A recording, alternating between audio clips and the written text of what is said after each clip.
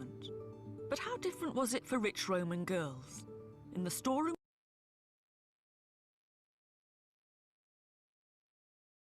of the same museum is one remarkable object that helps to tell their side of the story. This is the most exquisitely beautiful Roman doll. She's the most perfect specimen to survive from the Roman world, and she's so precious and fragile that although I'm just itching to pick her up, I'm not allowed to. She looks as if she's made of wood, but in fact, she's ivory. She's a woman with very cleverly jointed limbs. She's got a rather posh, fashionable hairdo, and on her hand, she's got a little gold ring. Now, there's no such thing as a toy shop in the Roman world, and for most kids like Sulpicius, if they went out to play, they'd be improvising with nuts and stones and playing ducks and drakes on the river. This is something a bit special. She's not just Barbie, she's Empress Barbie. But there's another side to a toy like this. It's not just about play.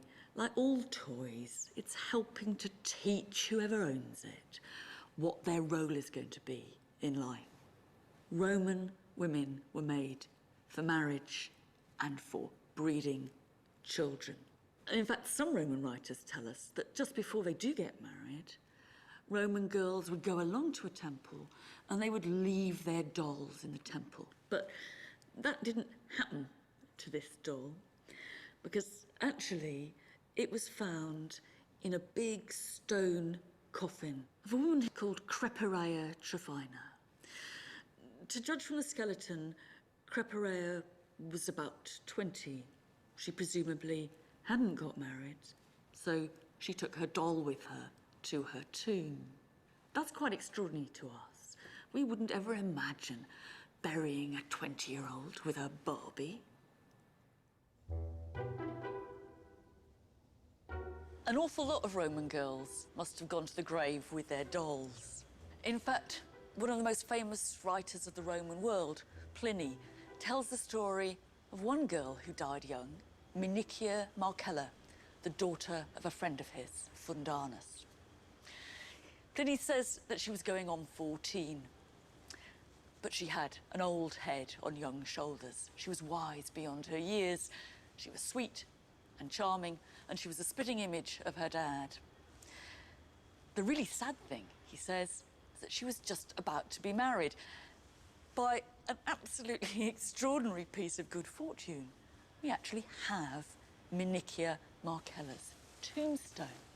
Here it is, this rather elegant, austere affair, to the spirits of Minicia Marcella, it says, the daughter of Fundanus. But there's a sting in the last line. Pliny said she was going on 14. This says she lived for 12 years, 11 months, and 7 days. So she was 12 years old and just about to be married.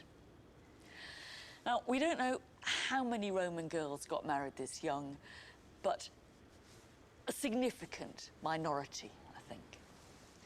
And it raises an obvious question. Were marriages like this consummated straight away? We like to think not, but the chances are that they were.